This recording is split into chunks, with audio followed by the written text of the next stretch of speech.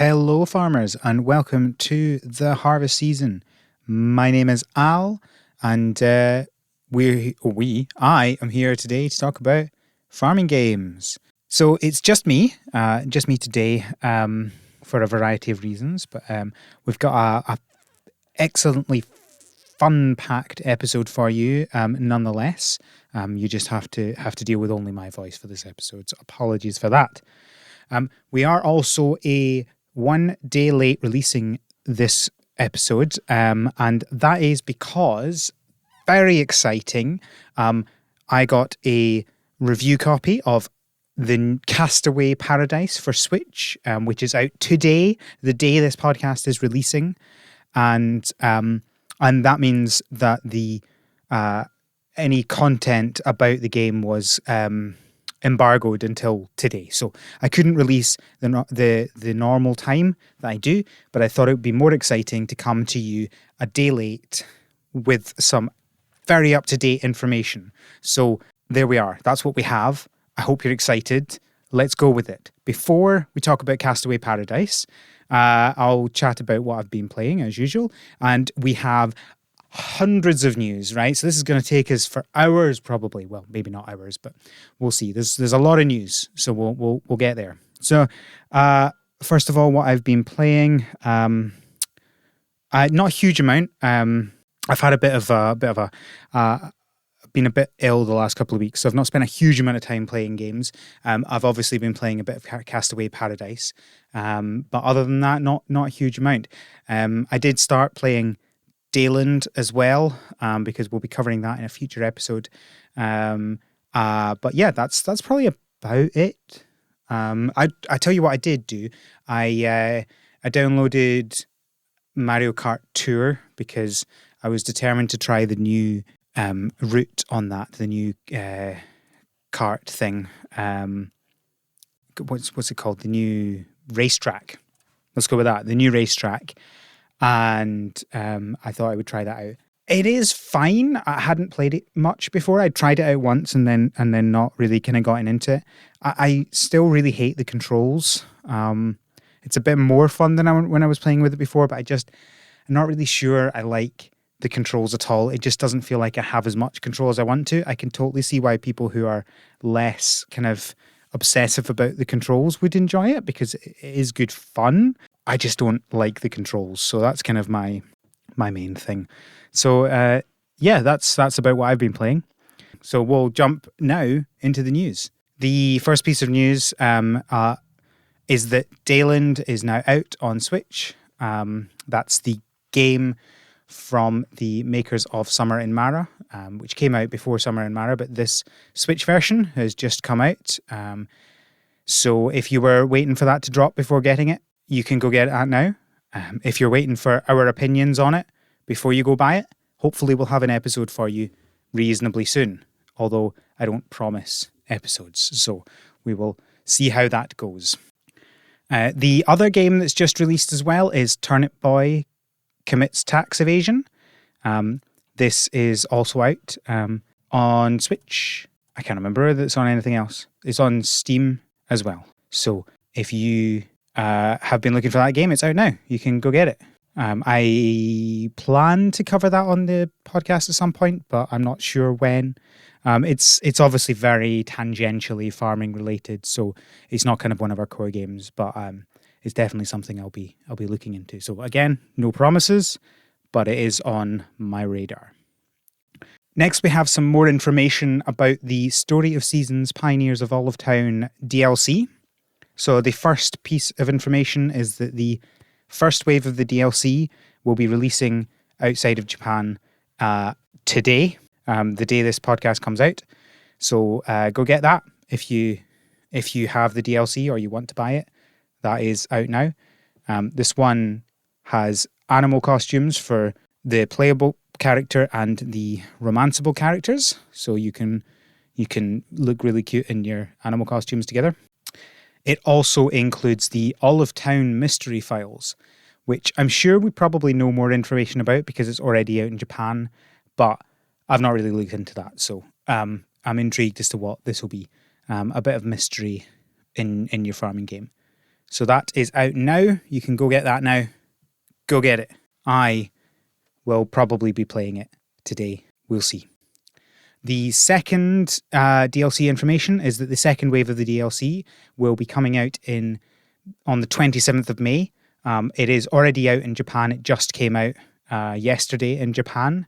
So that'll be coming out soon. So we got a bit more information about this wave of the DLC. This is called the Windswept Falls expansion pack. They released a Japanese teaser trailer, which I'll link to in the show notes if you want to go and look at it.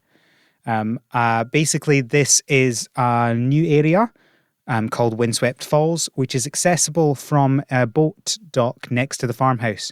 So you might have noticed, if you've played the game, there's a little dock next to the farm where the farmhouse is, which seemed random. And that's what this is for, so you can get there from the boat. I'm going to assume that other areas are from different places, because like at the top of the map, there was a boarded off area. I presume that you can get to one of the areas that way, but we'll find out about that later in the year. And in Windswept Falls, we have Dunhill, Hina, Neil, and Felicity from Harvest Moon, A New Beginning. And so, two of them, I believe, are new romanceable characters, all of them from A New Beginning. So yeah, that's what that is. We don't have a huge amount more information, although it should be out in Japan now, so I presume some information about it will start leaking out, or not leaking out, start making its way around the internet. So we'll have more for you on that soon. Next, we have an update to Alba. It's really hard for me to say that name because it is the same spelling as Alba, which is the Scottish name for Scotland. So, but I know that it is pronounced Alba. So I need to keep. I've just been saying Alba a lot because it's being used in the Scottish media a lot. Anyway, very complicated. I'm not going to get into that information just now. But Alba, there is an update to Alba, which includes a little bit of extra content. You can build a beehive. There's a new mystery animal, and you can protect Pepe, it says. Pepe is one of the characters in the game. I don't know what that means. I haven't played this update yet. I know that Cody, who was on the episode where we talked about this, has played it. I think I'm probably going to wait until the Switch release comes out before playing the update. I definitely will still be buying it on Switch despite playing it on my iPad, because it is a very good game and I want to give them my money. I believe the Switch release should be coming out in the next month or two, because they said spring 2021. So that should be in the next, month and a half by my reckoning. Next, we have an update for Animal Crossing. This is not a huge update, but it is an update nonetheless. First of all, there's a new island for Mayday. So if you may remember from last year, there was a mystery island for Mayday that has been updated for this year. So that's cool. That it's different. It's not just going to be exactly the same. That update should be out now. So you can go get it now. And I believe that Mayday is accessible today until from the 29th of April to the 7th of May. So you can go do that now as you're listening to it. Unless, of course, you're listening after May the 7th, in which case, apologies, you'll have to wait till next year. Also in the update, they have updated the International Museum Day rally. So previously that just had a stamp rally for each of the areas in the museum. But of course, since then, we have also had the art gallery added to the museum. So they have added to the stamp rally there. So you can go do that between the 18th of May and the 31st of May. And there are a bunch of extra seasonal items that have been added to the game. I don't believe there's any real changes to the wedding season other than just some extra items. But that also runs this year again from the 1st of June to the 30th of June. So there you go. Go update your Animal Crossing, play through all those events. It's interesting. That is implying possibly that there wouldn't be another update until July. I wouldn't make that assumption myself, although I have seen some people saying that. I think it probably just means that there wouldn't be an update until at least June, because they wanted to make sure that there was the update for the June event, because the June event the wedding season runs the entirety of June. So it would be odd for that to update halfway through the month. So there could well be an update in June, but we'll see. The updates do seem to be getting smaller as time goes on. I don't know whether that's because they finished with all the updates they wanted to do, all the feature updates that they wanted to do, or whether that's because they're trying to save stuff for a really big update, or it's just things are taking longer. I guess we'll find out sometime. The last update we have in the news is there has been an update to Lemon Cake. That's the bakery simulator. Lemon Cake includes the update to Lemon Cake includes a new bedroom. This bedroom you can decorate however you want. Well, not however you want, within the confines of the game. But there's a lot of cosmetic items, and you get these cosmetic items through a skill tree, which I think implies that you can do other things in the skill tree. It's not just cosmetics items, because it does say the skill tree includes a lot of cosmetic items. So presumably there will be other things as well. And it mentions that you can rest in the bedroom. So there may well be some functionality in there as well. But I know a lot of you enjoy cosmetic things. So you've got a bedroom you can decorate. You can also, with the bedroom, adopt 3 pets. So there you go, pets in Lemon Cake. They got to stay up in the bedroom though; they're not hygienic to be in the kitchen. Next, we have pre-orders are now up for 100 days, which is I think it's a wine making simulator. So you can go and pre-order that on Epic if you want. It is also available on Steam, but there's no pre-order for that, so presumably you have to wait till the release date, which is the 13th of May. If you do pre-order on Epic, you can get 20% off. I believe, however, the 20% off is also for release day. It says until the 13th of May, so presumably that would be inclusive, but don't complain to me if it's not. So if you definitely want the 20% off pre-order, you might get it on release day as well. We will see. Next, we have 2 new game announcements. The first is a new game called Beasties. This is a game coming from Roca Play, who are the people who make Stranded Sails, and also the people who have ported Castaway Paradise to the Switch. So they're doing a lot of things just now.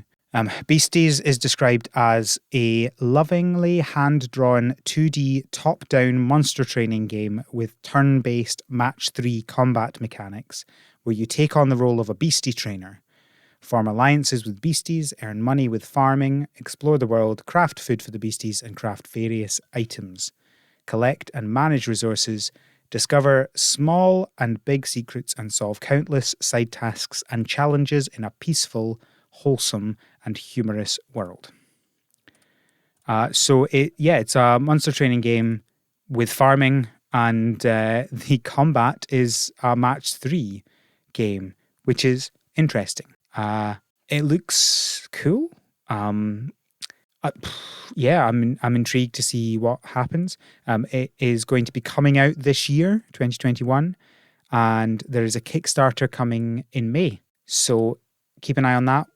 Links will be in the show notes, obviously, and it will be interesting to see how that goes. And the other new game announcement is Farming Simulator 22. So this is, if you aren't aware, the hyper-realistic farming simulator games, just called Farming Simulator. They've announced the new version 22 coming out in Q4 2021. They have said that it will have a new seasonal cycle system. Does that mean that previous farming simulators didn't have seasons? I wasn't aware of that. I've still not played any of them. I'm pretty sure I own one of them on something, but I've still not played it. But yeah, that's interesting. It will include 2 new maps, graphic optimizations, and more realistic AI behaviors. They've also said that other new features will be announced soon, and it is coming out to PC, Mac, PS5, PS4, Xbox Series X and S, Xbox One, and Stadia in Q4 this year. And that means that obviously the Switch is still getting the mobile title, which is very sad. But that's how it is, I guess. Although if I was them and I was Nintendo, I would be working together to make it work on the Switch Pro, which we all know is almost certainly coming, which would be great for everyone involved. But that is just my speculation. We shall see what actually happens. It would be good timing for the Switch Pro if the rumours are to be believed.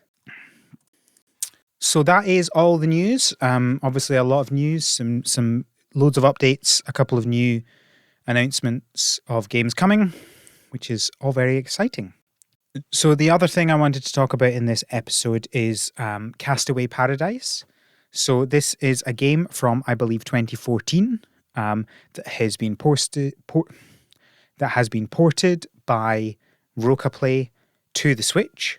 I guess the way I would describe this game is it's kind of like Animal Crossing. Obviously, this came out in 2014, so after Animal Crossing New Leaf, but before Animal Crossing New Horizons. But it's incredibly similar to New Horizons.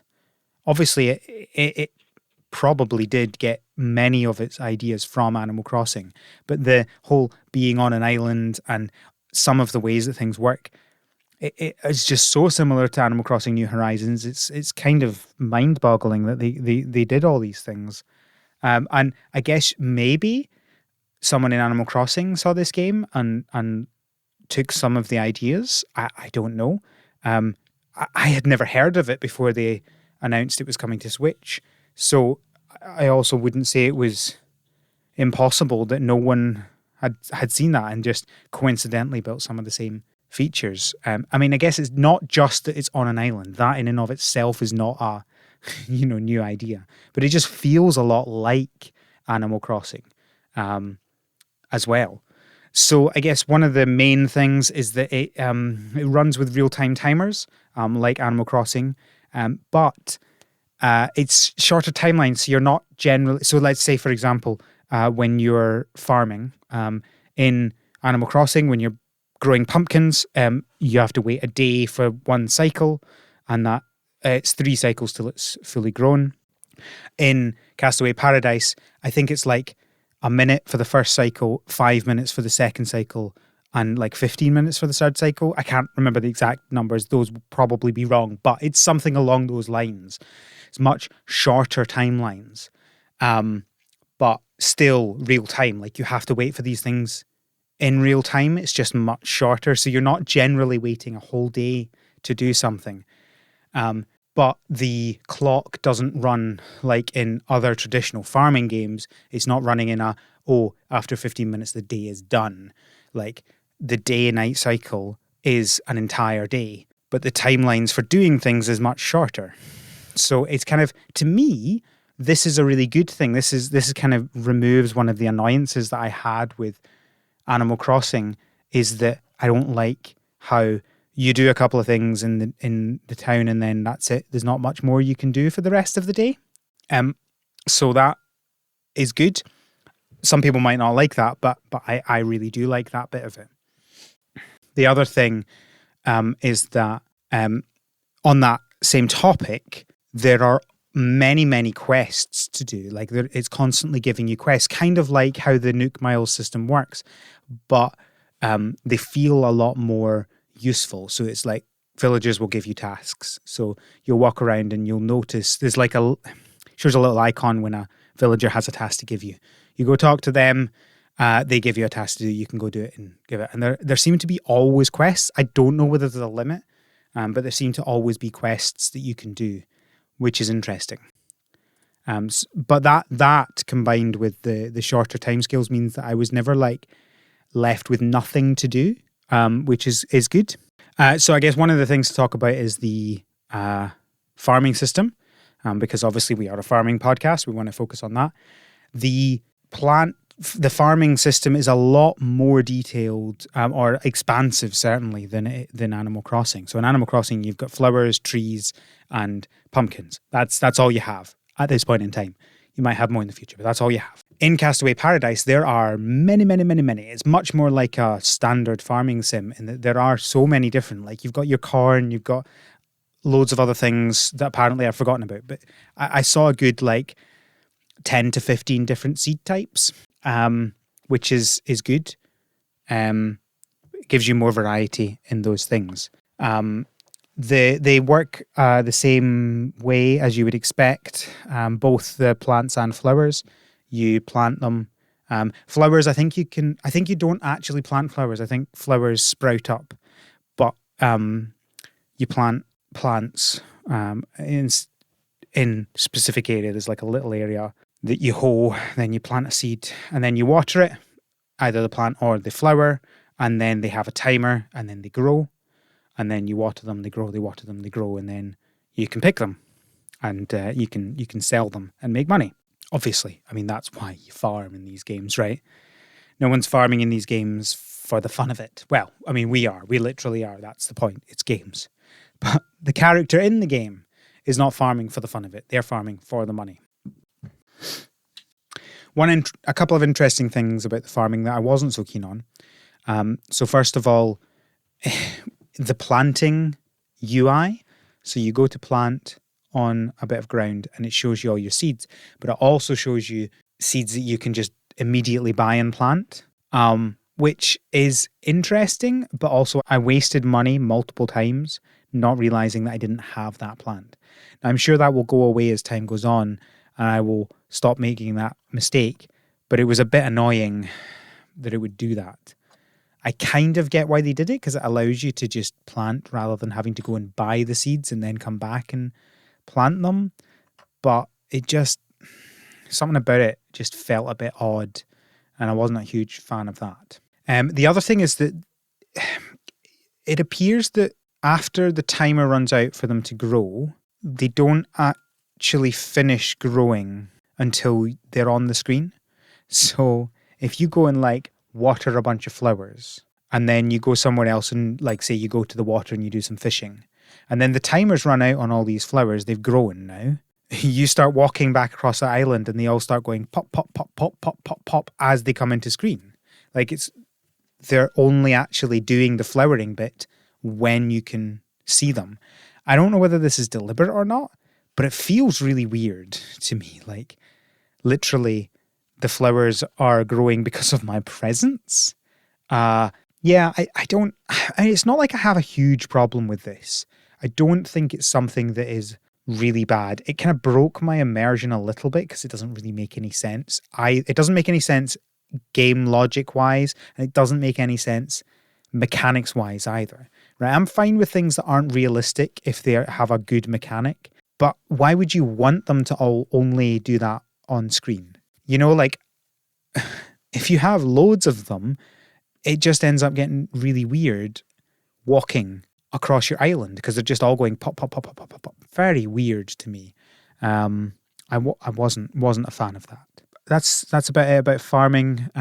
It's pretty much more detailed than Animal Crossing, but it's still not the kind of main focus of the game. The main focus is just kind of building up your island, right? So you're trying to upgrade areas, you're trying to unlock areas. There's multiple different parts. I say it's an island. It's multiple islands or it's an island with a bunch of rivers. What's the difference between multiple islands and one island with rivers that mean you have to cross the rivers to get to? They're essentially multiple islands, right? You know how it works. It's interesting. I think the unlocking of the different parts of the island were a bit confusing in that it didn't really give you an indication as to how to do them initially, and I had to try and figure that out. But with these games, it provides a nice kind of slow expansion of the game, which is good. Something to work towards. And then obviously the other main part of it is making it a nice place to live. You're decorating it.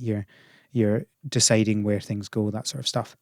And at this aspect, it kind of failed a little bit in that.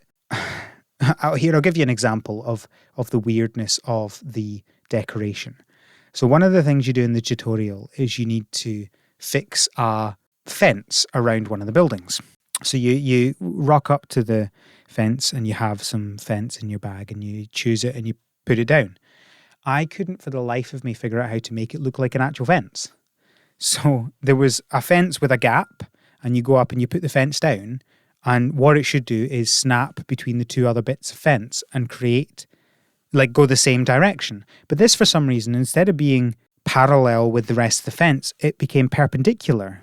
So it wasn't completing the fence at all. It was just adding another fence bit with gaps on either side, and it was facing the wrong direction. Now, I don't know, if your focus on a game is about creating a nice place and decorating it, creating a community, creating a neighborhood and decorating it in that sort of way, I feel like you really want to have a focus on the mechanics around that. And the fact that not only did it by default make this really weird decision, I couldn't figure out how to rotate it. Maybe I didn't spend enough time in that, I don't know. But it's not like that's the sort of thing that you're going to, unless you're really determined to make it work. I think most people will get to that bit and just get really frustrated. It's possible it was a bug and that's been fixed. I haven't gone back and tried that again, but that left a bit of a bad taste in my mouth, you know. Having said that, there is a lot of other stuff that you get to decorate. You've got, furniture, and there's plants, and there's statues and stuff like that. You get a lot, and you get it very quickly. I'm the sort of person that then just goes and sells that, so that was useful for me because I got a lot of money.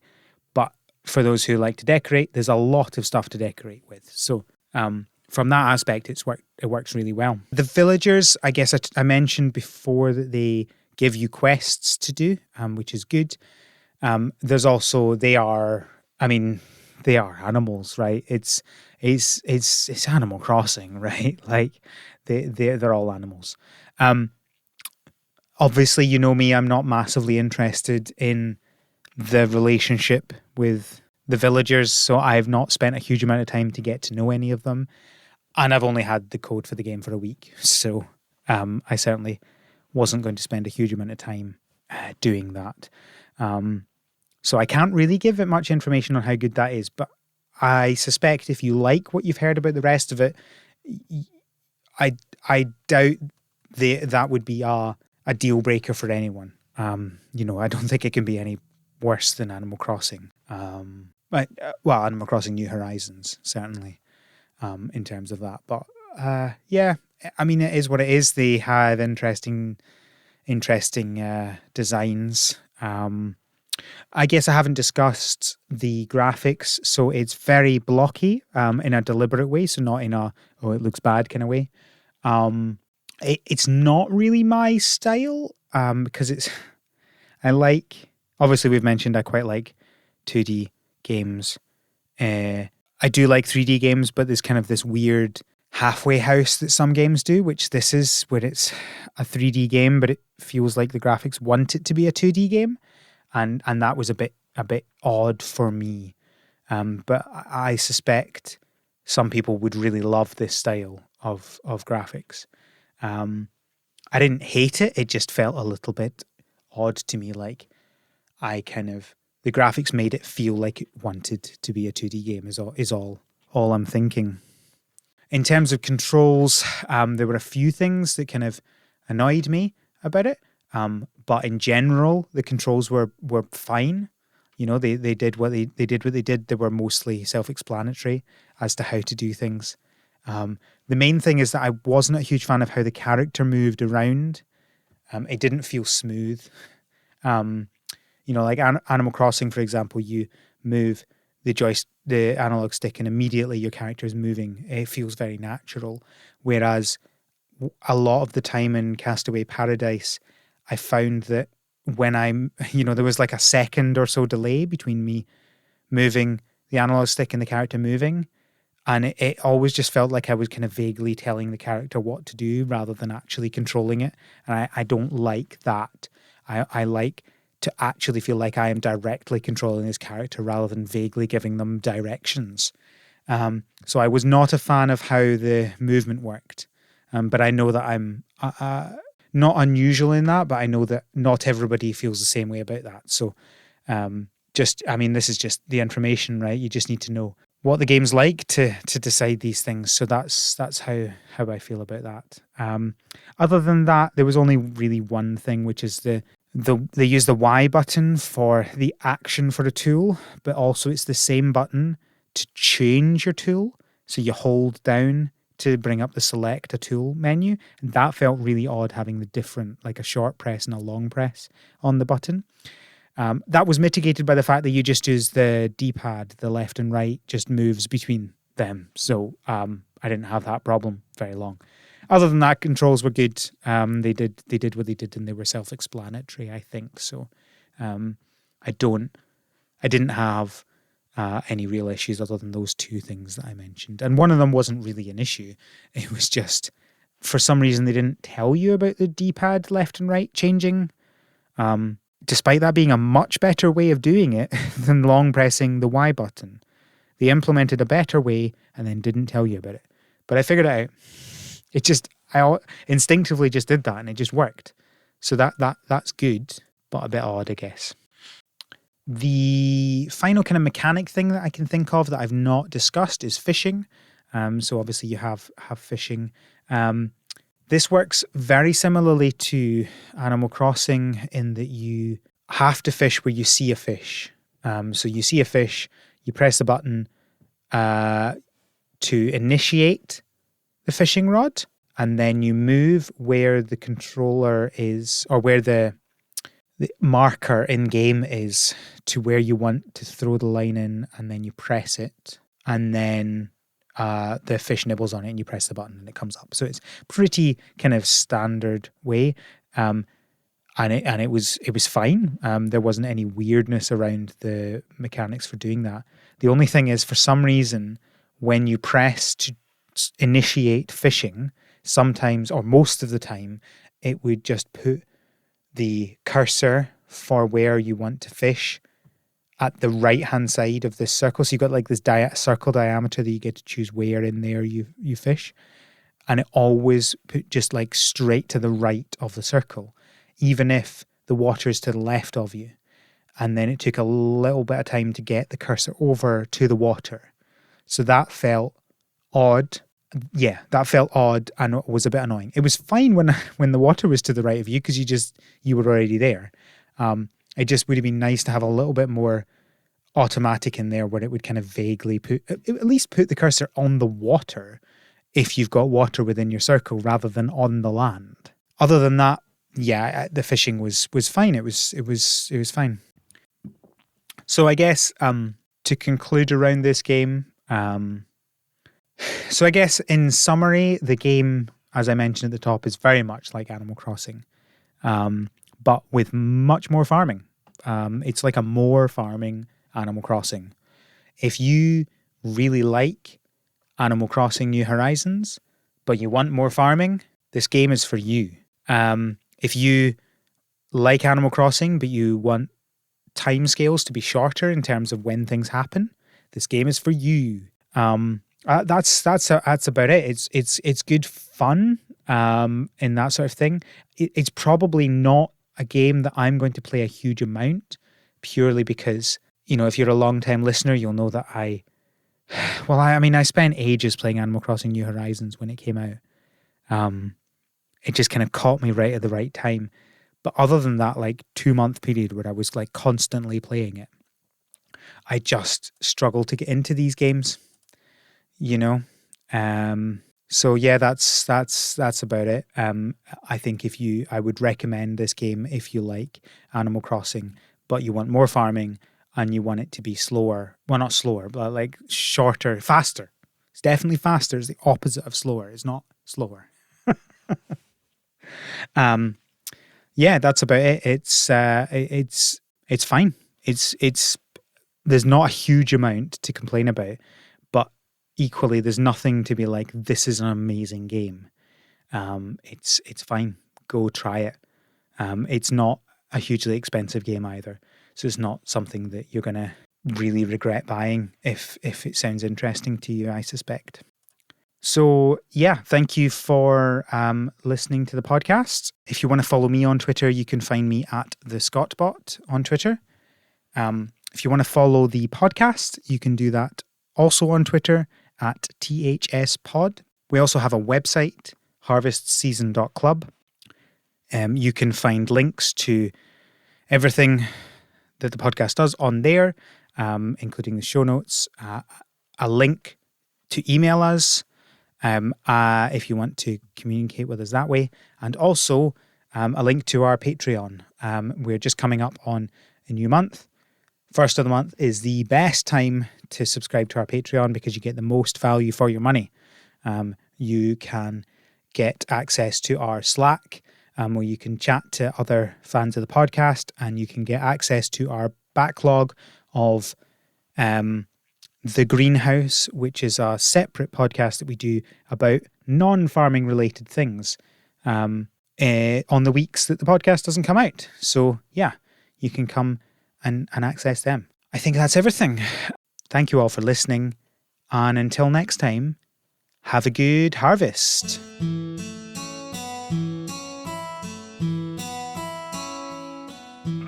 The Harvest Season is created by Rochelle Delaney and Al McKinley, with support from our pro farmer level patrons, Kevin and Stuart. Our art is done by Micah the Brave, and our music is done by Nick Burgess. Feel free to visit our website, harvestseason.club, for show notes and links to things we discussed in this episode. Thanks for listening.